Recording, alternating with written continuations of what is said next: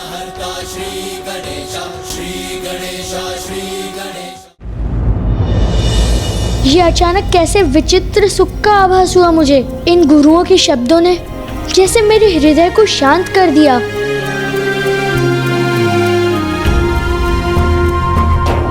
मैंने आप दोनों गुरुओं को बहुत कष्ट पहुंचाया है, किंतु फिर भी आपने मुझे आयु, समृद्धि और संपन्नता का आशीष दिया। मैं कृतार्थ हूँ। मुझे आपके प्रति अपने दुष्ट आचरण के लिए क्षमा कीजिए गुरुवर। मेरा पुत्र इतना विनम्र भी हो सकता है? विश्वास नहीं होता। ये तो अवश्य इन नवीन गुरुदेव का ही प्रभाव है। तुमने क्षमा याचना की है पुत्र। अपने भूल का आभास होने पर ही उसके सुधार का आरंभ होता है। मेरा ये वचन सदा स्मरण रखना युवराज सुबोध। ईश्वर को ढूंढना ही हमारा सर्वोच्च धर्म है। आज के बाद जो भी करोगे उसमें सदा एक ही उद्देश्य निहित होना चाहिए कि ईश्वर के निकट पहुंचने का मार्ग सुनिश्चित करना। प्रणाम।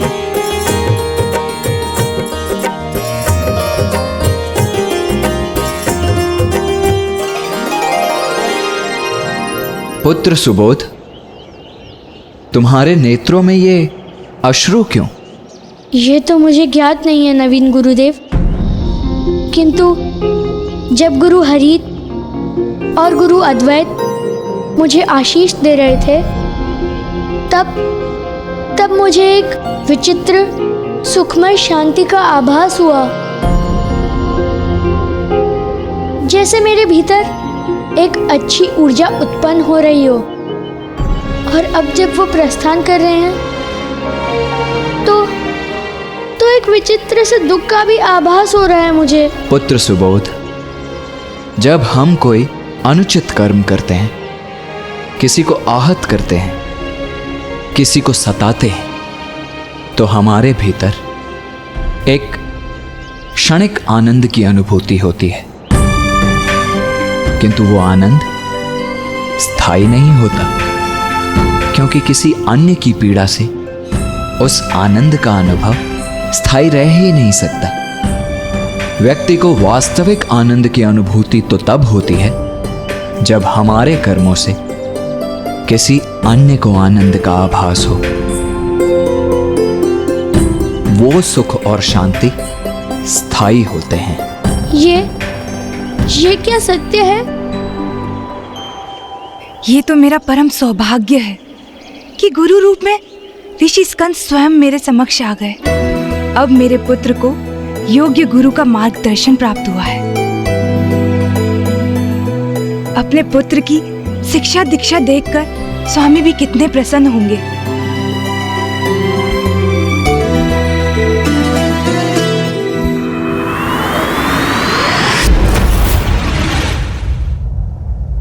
चलिए प्रिय। कहाँ स्वामी? ज्ञानरी वैकुंठ पहुंच चुका है, यह ज्ञात करने कि गणेश कहाँ है। यहाँ के पूर्व ज्ञानारी ब्रह्मलोक गया था। ब्रह्मदेव ने उससे दो शब्द क्या कह सुन लिए, वो क्रोधित हो गए। अब इसके पूर्व कि मैं उससे वार्तालाप करूं और वो और क्रोधित हो जाए, हमें यहाँ से प्रस्थान करना चाहिए। नारायण! बताइए मुझे, गणेश कहाँ है?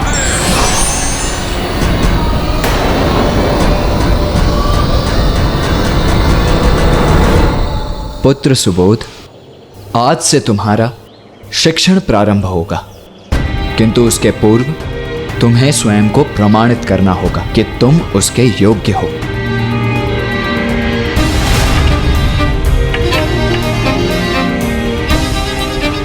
सुबोध। गुरुवर, ये प्रवचन मुझे अरुचिकर प्रतीत होता है। इनमें मेरा ध्यान नहीं लगता। तो तुम्हारी रुचि किसमें है? मुझे तो युद्ध करना बहुत भाता है।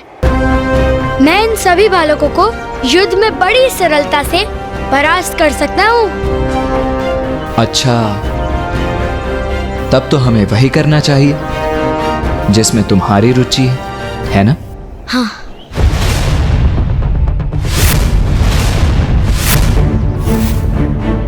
सुबोध, तुम सभी बालकों से अकेले युद्ध करेगा। उचित है, तुम सभी अपने अपने अस्त्र अपने हाथों में धारण कर लो।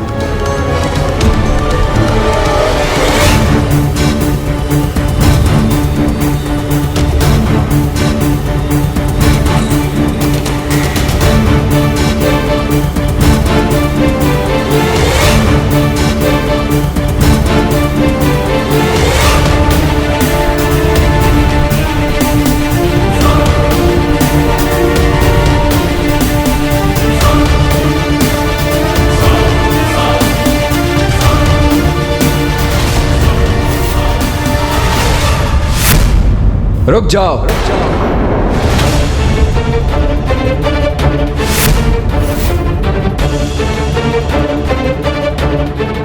सुबोध, तुम आज काठ के खड़क से ही युद्ध करोगे और तुम सभी अन्य बालक वास्तविक खड़क का उपयोग करेंगे। ये कैसा अन्याय है गुरुवर? मैं युवराज हूँ और मैं वास्तविक खड़क का प्रयोग करता हूँ। मेरे गुरुकुल में तुम युवराज नहीं, मात्र मेरे शिष्य हो। और वैसे भी यह तो तुम्हारा ही कथन था ना कि तुम्हें युद्ध करना भाता है। तो क्या हुआ? यदि इतने ही पराक्रमी वीर हो तो काट के ही खड़क से युद्ध करो इनसे। काट का खड़क है तो क्या हुआ? मैं तो इसी खड़क से इन सभी को धूल चटा दूंगा।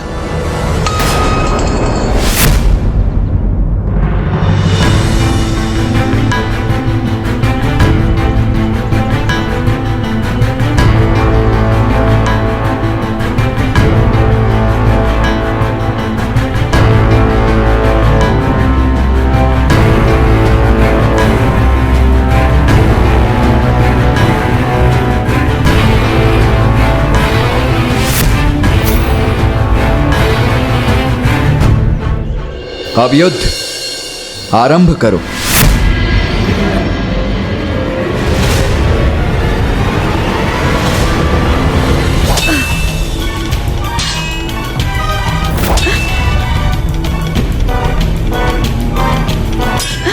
बालकों, स्वयं को रोको मत, वार करो, युद्ध करो।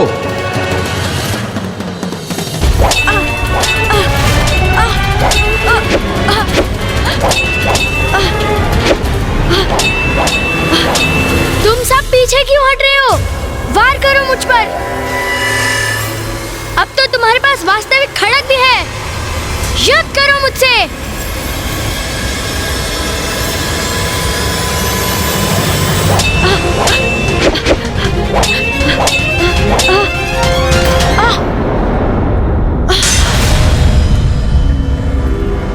तुम्हारे पास कितना उत्तम अवसर था मुझ पर वार करने का, फिर रुक क्यों गए? कहीं आप आहत ना हो जाए।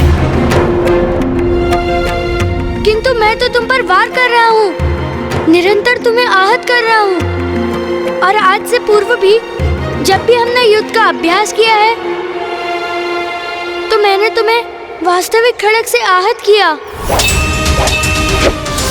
हम नहीं चाहते थे हमारी वजह से आपको चोट पहुँचे, इसलिए हमने कभी आप पर वार नहीं किया।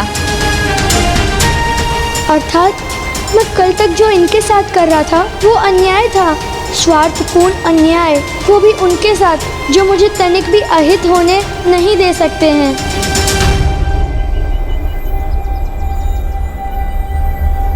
मेरे विचार से आज के लिए यह अभ्यास पर्याप्त है।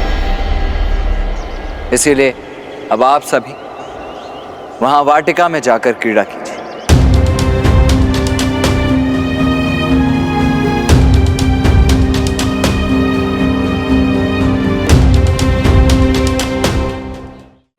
क्या हुआ पुत्र सुबोध? ऐसे स्तब्ध क्यों खड़े हो? गुरुदेव, मैंने सदैव इनके साथ निर्दयता का व्यवहार किया, इनको कष्ट भी पहुंचाया। आज जब इनके पास मुझ पर वार करने का अवसर था, मेरे द्वारा इनको पहुंचाए गए कष्ट का प्रतिशोध लेने का अवसर था, तो इन्होंने अपने आप को रोक लिया। किंतु क्यों गुरुदेव? उन्होंने ऐसा क्यों किया?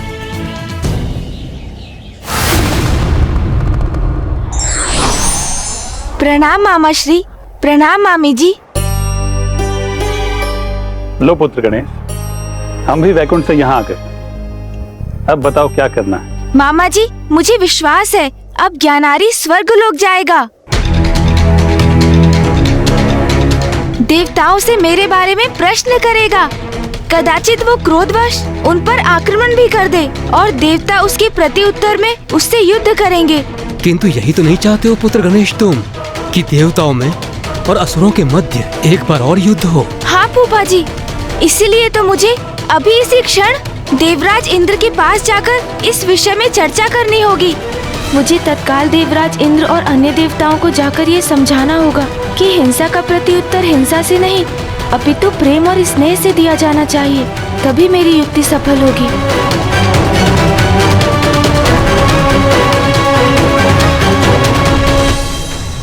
गुरुदेव, असुर बालकों ने मुझ पर प्रहार क्यों नहीं किया? पुत्र सुबोध, ये अवश्य तुम्हें आहत कर सकते थे। उनके पास तुम्हें आहत करने का अधिकार भी था, किंतु जब किसी के पास ऐसा अधिकार और सामर्थ्य हो पर फिर भी वो उसका उपयोग किसी को आहत करने के लिए नहीं, अपितु उसकी रक्षा के लिए करता है, तो उसका आनंद ही कुछ और होता है। हिंसा प्रति हिंसा का भाव हमें आनंदित नहीं करता सुबोध। वो तो परस्पर प्रेम ही है जिससे हम आनंदित होते हैं। अब तुम अपने अहंकार से रिक्त हो चुके हो बालक सुबोध, और मेरे शिष्य बनने के लिए तैयार भी हो चुके हो। इसीलिए अब मैं तुम्हें अपने शिष्य के रूप में स्वीकार करता हूं। गुरुदेव, मैं आपका शिष्य बना, ये तो मेरा सौभाग्य है। तुम्हारी शिक्षा कल भोर से ही आरंभ होगी। मेरा ये वचन सदा स्मरण रखना युवराज सुबोध, ईश्वर को ढूंढना ही हमारा सर्वोच्च धर्म है। कौन है वो ईश्वर? सर्वप्रथम हम उस प्रश्न का उत्तर ढूंढेंगे जो इस समय तुम्हारे मन में चल रहा है। ये आपको कैसे ज्ञात है कि मेरे मन में एक प्रश्न उठा है? इसकी चर्चा भी हम कल भोर में ही करेंगे।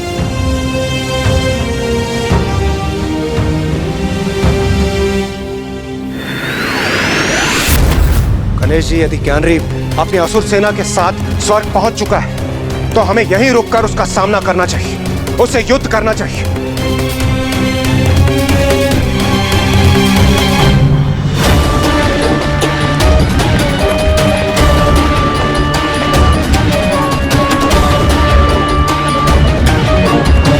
देवराज इंद्र, इसका सदैव स्मरण रखिए कि आज के पूर्व भी अनेकों असुर स्वर्ग पर आक्रमण कर यहाँ अपना अधिकार स्थापित कर चुके हैं, किंतु अंततः उनकी पराजय ही होती रही है, क्योंकि दुष्टता और बुराई का अंत होना तो निश्चित ही है। हम ज्ञानारी से युद्ध कर सकते हैं, उसका वध भी कर सकते हैं, किंतु फिर उसका पुत्र प्रतिशोध लेने यहाँ आएगा और हम उसका भी वध कर देंगे। फिर उसका पुत्र आएगा और ये श्रृंखला फिर निरंतर चलती रहेगी। देवराज इंद्र। इंद्रदेव, स्वर्गलोक को असुरक्षित छोड़कर यहाँ से पलायन करने की इच्छा मेरी भी नहीं है, किंतु गणेश जी का कथन भी सर्वथा उचित है। घृणा और शत्रुता का अंत युद्ध से नहीं होगा। गणेश जी ने एक योजना निर्धारित की है, हमें उसका अनुसरण करना चाहिए। देवराज इंद्र, देखो कौन आया है तुमसे भेंट करने। मैं असुरराज ज्ञानारी।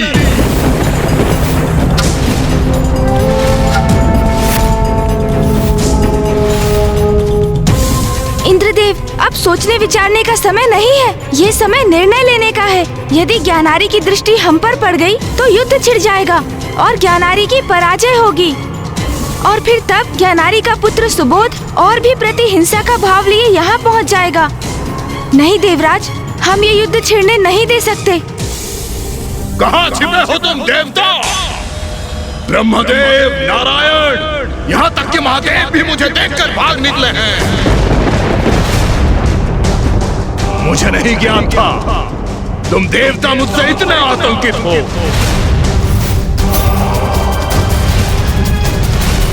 इस अभिमानी की धृष्टता का दंड तो इसे मिलना ही चाहिए। देवगण, यही समय है, अभी अदृश्य होना पड़ेगा आप सभी को।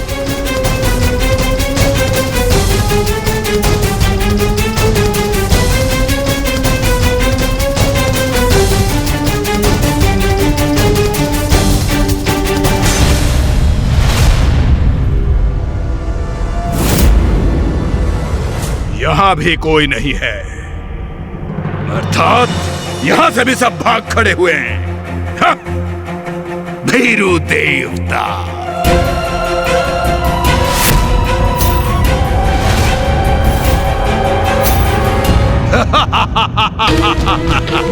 ये तो गणेश जी का आदेश है, अन्यथा इसकी इस उद्दंडता का उचित दंड मैं अवश्य देता।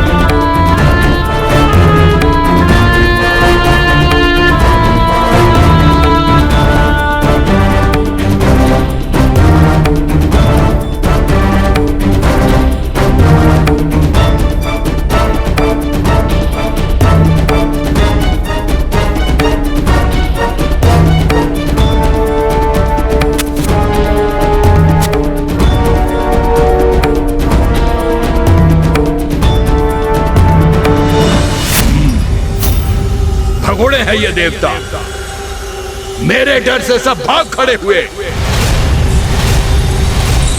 देखिए पिताश्री, मैंने अपना प्रतिशोध पूर्ण किया। अब मैं हूं त्रिलोक का अधिपति। मैं असुरराज ज्ञानारी, मैं त्रिलोक का नवीन राजा हूं और मेरा पुत्र सुबोध मुझसे भी अधिक सामर्थ्यवान बनेगा, मेरा योग्य उत्तराधिकारी होगा। हम पिता पुत्र संपूर्ण ब्रह्मांड में विजय प्राप्त करेंगे।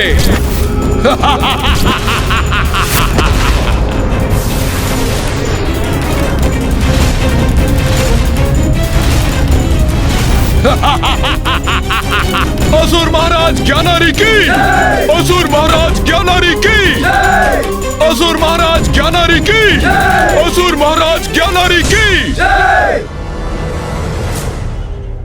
व्यथित ना हो, सब कुशल होगा देवगणों। अब हमें यहाँ से प्रस्थान करना चाहिए, चलिए।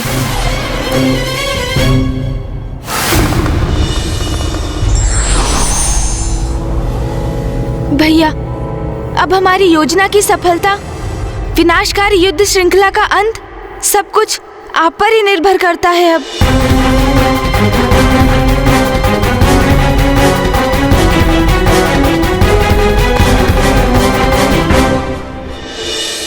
गुरुदेव, क्या अब मैं आपसे अपना प्रश्न पूछ सकता हूँ? हाँ पुत्र, अवश्य पूछ सकते हो। तो मेरी इस उत्सुकता को शांत करने की कृपा कीजिए गुरुदेव। जब ऋषि हरित और ऋषि अद्वैत यहाँ से प्रस्थान कर रहे थे तो उन्होंने कहा था कि किसी भी जीव का परम लक्ष्य ईश्वर को प्राप्त करना होता है। कौन है वो ईश्वर? पुत्र, ईश्वर तो निर्गुण है, सर्वव्यापी है, पंचभूतों में है, सूर्य में है, चंद्र में है, सभी पुष्पों में भी वही है और सभी चराचर जीवों में भी है।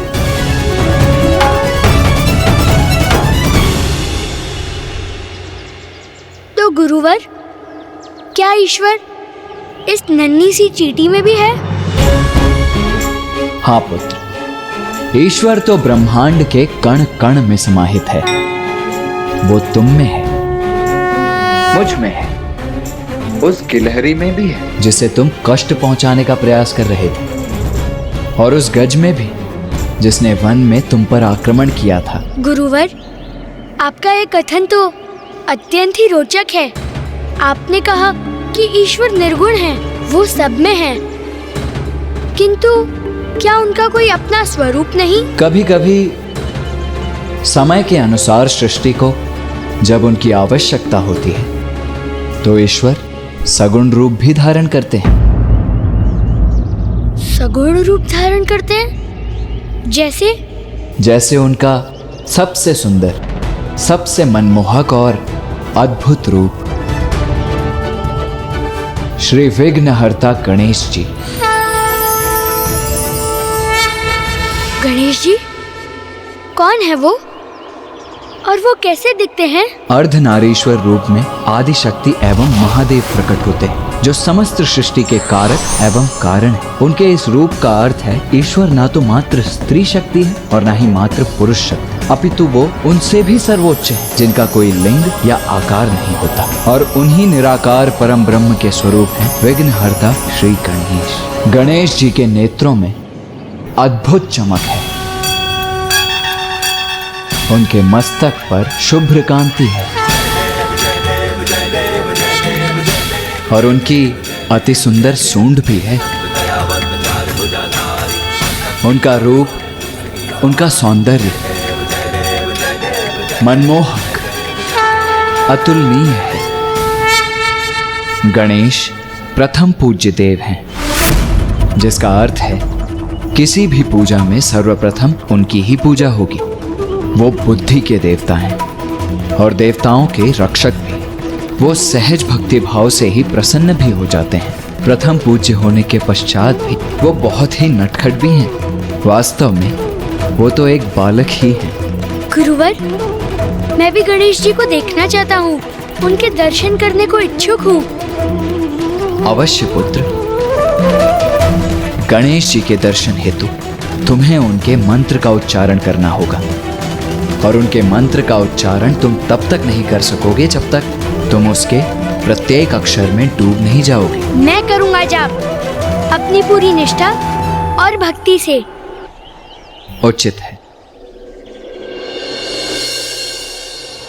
ओम गं गणपतये नमः। ओम गण गणपते नमः। ओम गं गणपतये नमः। ओम गण गणपते नमः। ओम गण गणपते नमः। ओम गण गणपते नमः। असुर महाराज ज्ञानारी की, असुर महाराज ज्ञानारी की।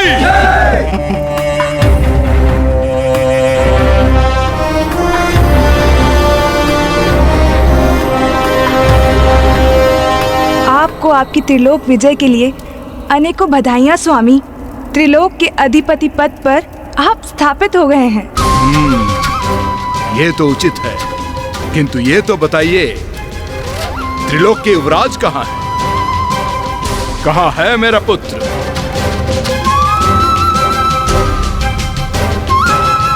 आपको ज्ञात है स्वामी, सुबोध को एक नवीन गुरु प्राप्त हुए हैं। जब से उन्होंने उसे शिक्षा देना आरंभ किया है, कितने परिवर्तन आ गए हैं उसमें। परिवर्तन? कैसा परिवर्तन? अब वो बहुत भोर से उठकर नियमित रूप से अपने पाठ सीखने जाता है। संपूर्ण दिवस ध्यान लगाकर वो एकाग्रता से शिक्षा प्राप्त करता है। अब तो उसका क्रोध भी शांत हो गया है। हाँ, अब वो अन्य बालकों को प्रताड़ित भी नहीं करता है, अपितु उनकी सहायता करता है। अब तो वो मांसाहारी भोजन भी नहीं करता है। क्या? अर्थात ये गुरु मेरे पुत्र की आसुरी प्रवृत्तियां नष्ट कर रहा है। कौन है ये नवीन गुरु और मेरे पुत्र के सभी को आतंकित करने वाले स्वभाव को परिवर्तित करने वाला ये कौन होता है? कहाँ है वो? बताओ मुझे, कहाँ है वो? गुरुकुल में स्वामी। गुरुकुल?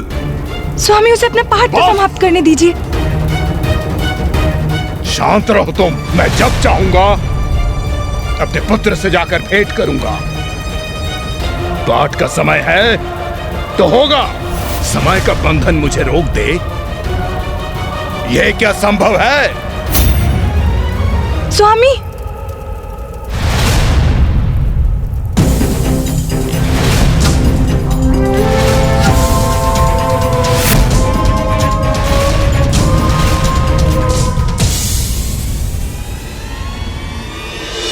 ज्ञानारी अब भैया से भेंट करने जा रहा है। यदि ज्ञानारी ने उनसे कुछ अनुचित कह दिया तो भैया आवेशित हो उठेंगे।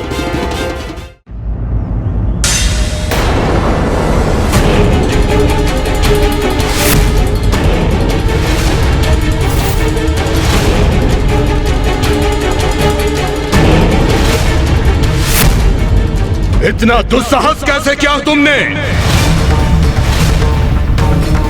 ज्ञानारी के पुत्र को इस प्रकार धरती पे बिठाने का दुस्साहस कैसे किया?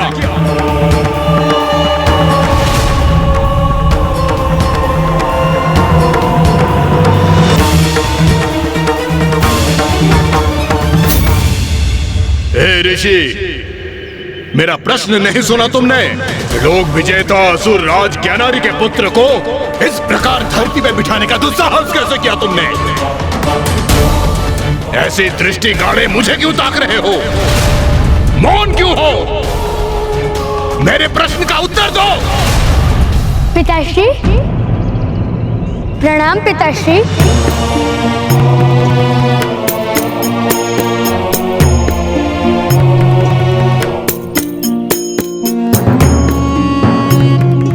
मेरा दंभी और आसुरी प्रवृत्ति युक्त पुत्र स्वयं आगे बढ़कर मेरे चरण स्पर्श कर रहा है।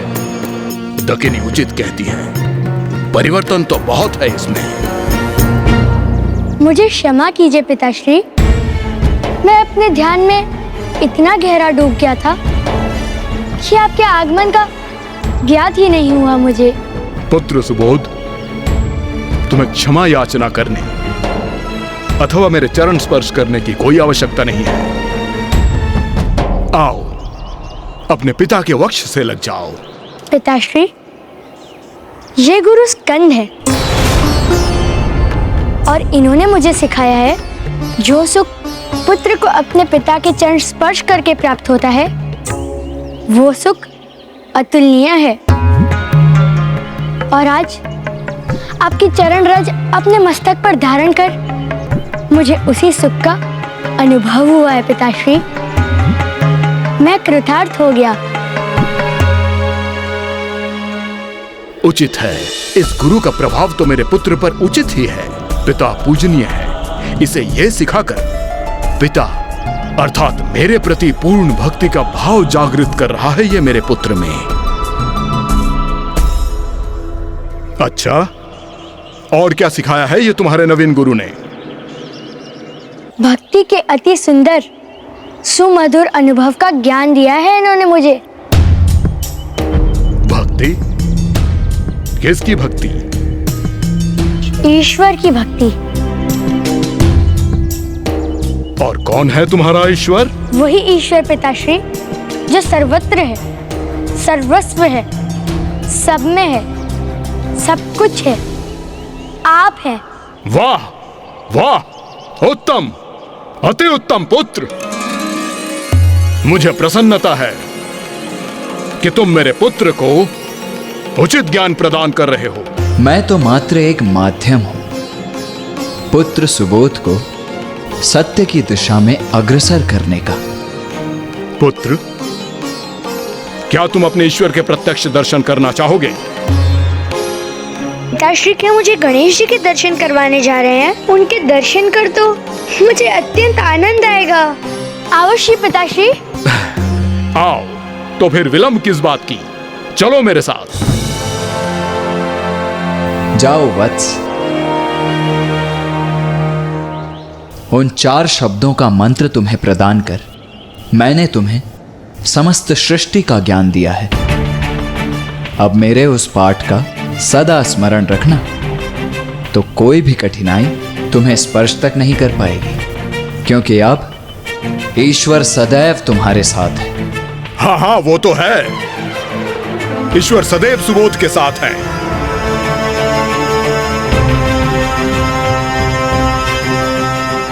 मुझे आशीष दीजिए गुरुवर।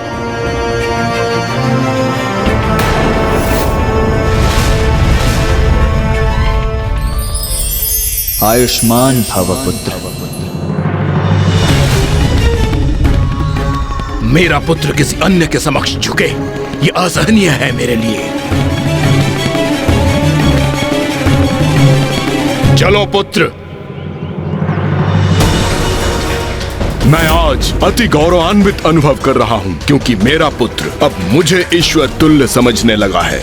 मैं अति उत्साहित हूँ कि पिताश्री स्वयं मुझे उन वास्तविक भगवान के दर्शन करवाने ले जा रहे हैं, जहाँ स्वयं गणेश जी हैं। सुबोध, तुम्हारा आगे का मार्ग अनेक कठिनाइयों से भरा होगा, किंतु तुमने गणेश जी का नाम अपने हृदय में धारण किया है, तो अब उनकी वही भक्ति तुम्हारी शक्ति भी बनेगी।